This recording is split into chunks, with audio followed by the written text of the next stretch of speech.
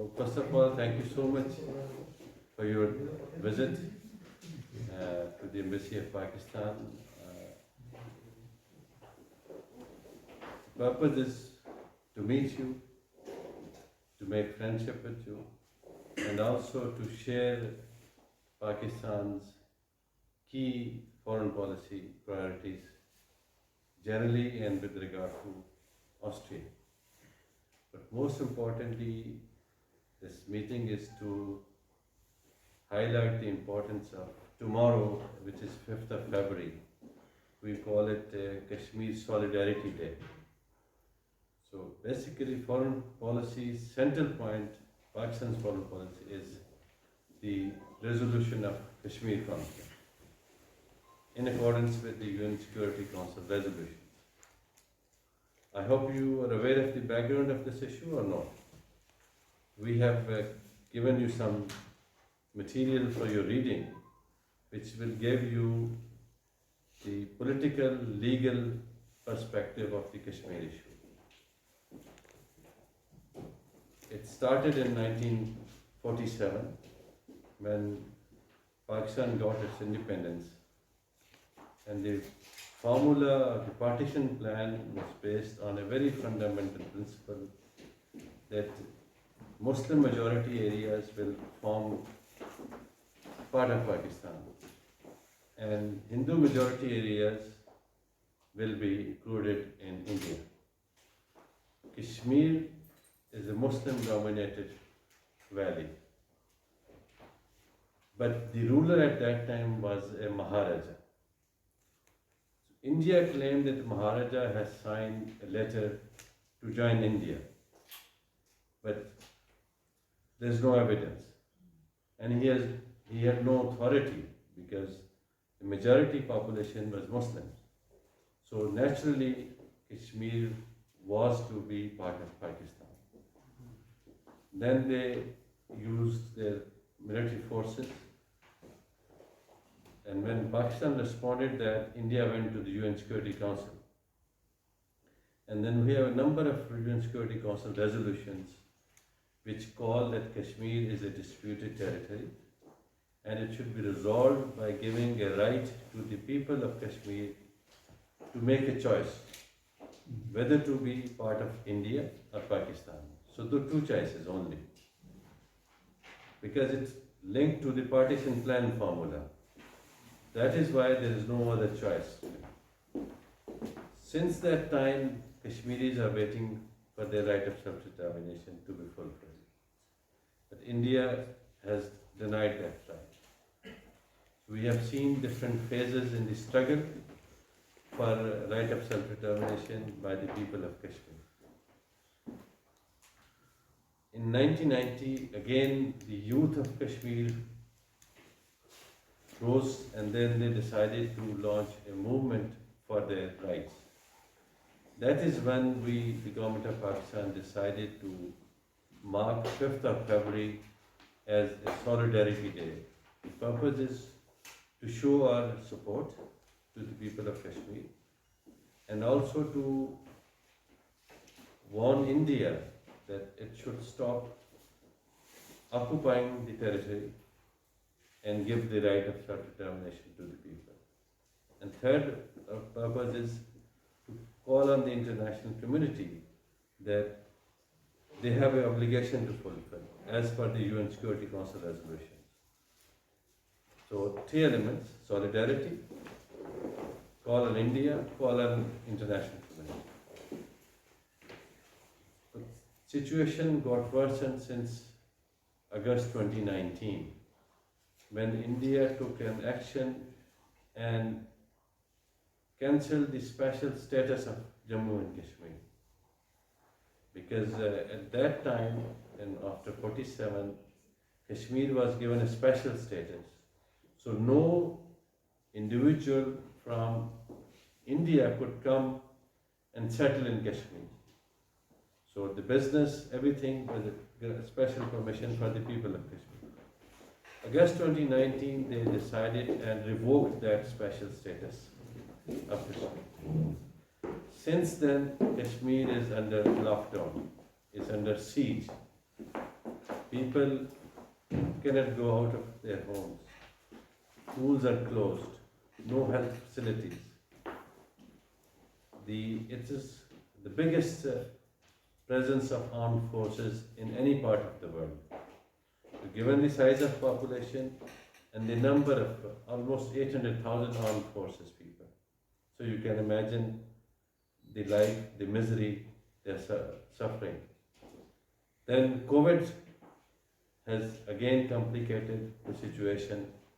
You can imagine we living in such cities, we are not able to live a proper life. We have no restrictions by the forces, only the social measures, SOPs.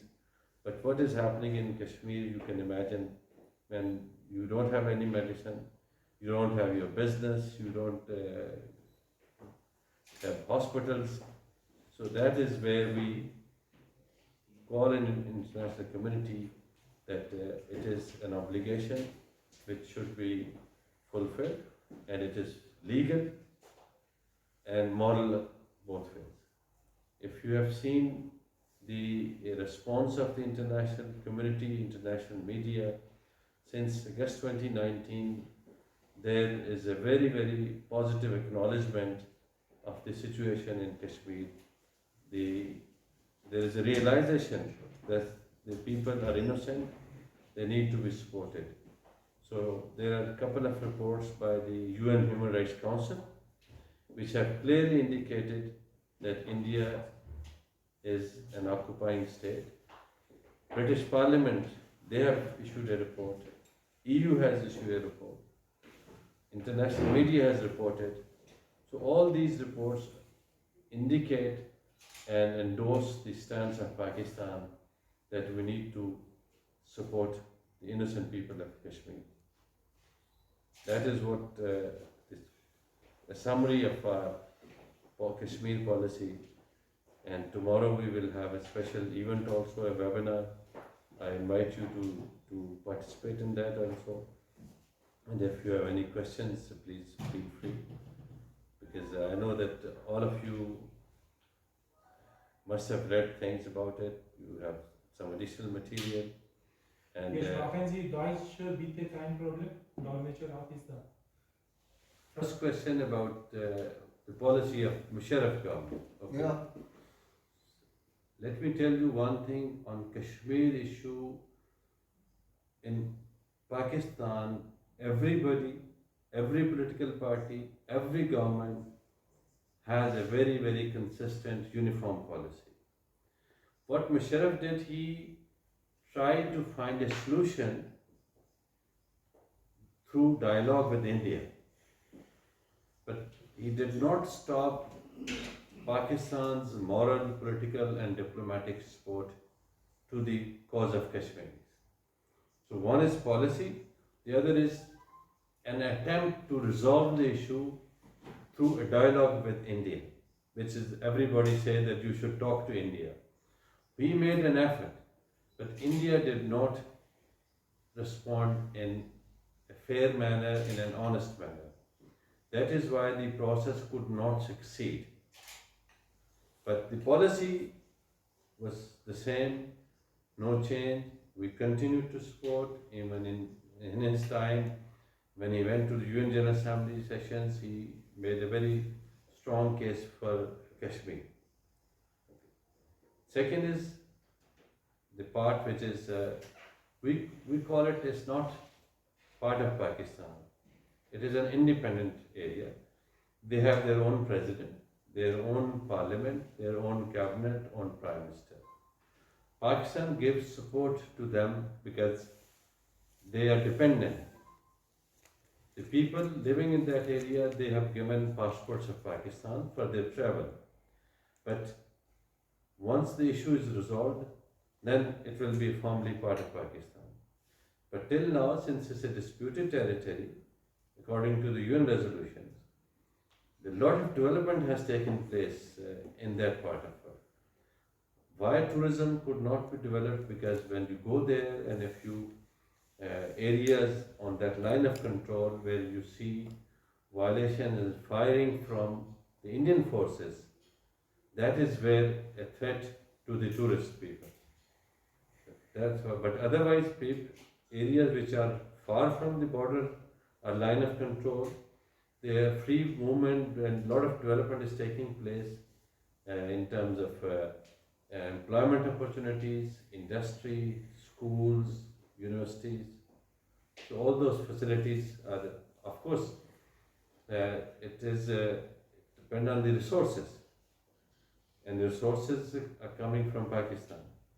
The government of Pakistan is giving full support in terms of financial and management for the area, but we don't have too many resources to fully utilize.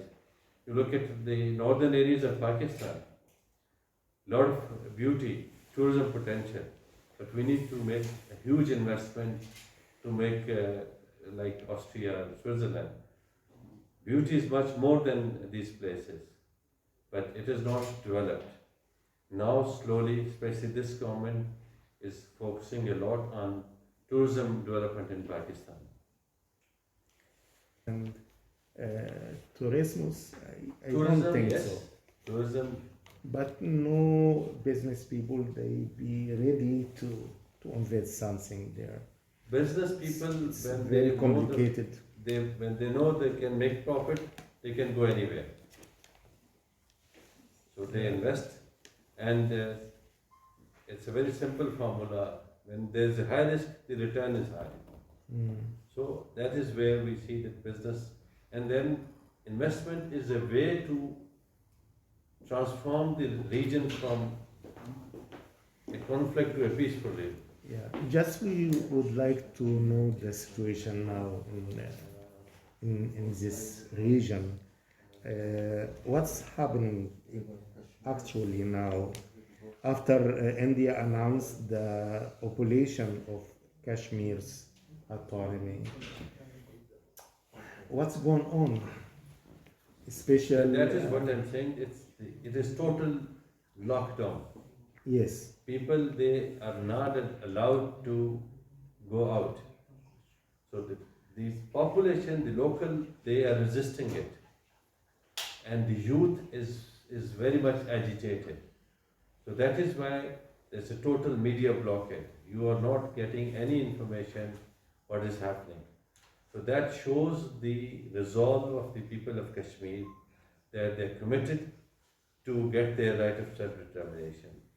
It is the presence of military force in that part which is making it difficult, but they cannot control that. Whatever measures they take, they are not ready to shift from India to Kashmir. The government thought that by this measures to give right to purchase property, only what they are doing, giving to the armed forces to build cantonments. So it's again use of force. But use of force cannot control the momentum, the emotions of the people of Kashmir. What's the position of United Nations Council after this declaration? United Nations, after 60 years, first time the Security Council had two discussion sessions on Kashmir, which is an indication that they realize, but of course you understand the politics. Look at the Palestine issue. What is happening is as old as Kashmir, but people are suffering because of the political and economic interests of the major powers. Same is happening with Kashmir. Look at the relationship, economic US-India relationship, France-India relationship. So they, one side they claim human rights, but in reality they are ignoring it. That is why whenever we meet our counterparts from the West, from European Union, from USA, Canada, we ask them, where are your standards to uphold human rights, to support human rights, to condemn human rights violations? They have no answer. As we know, the both sides they don't like go to war. Pakistani side, even Indian, and what's the solution?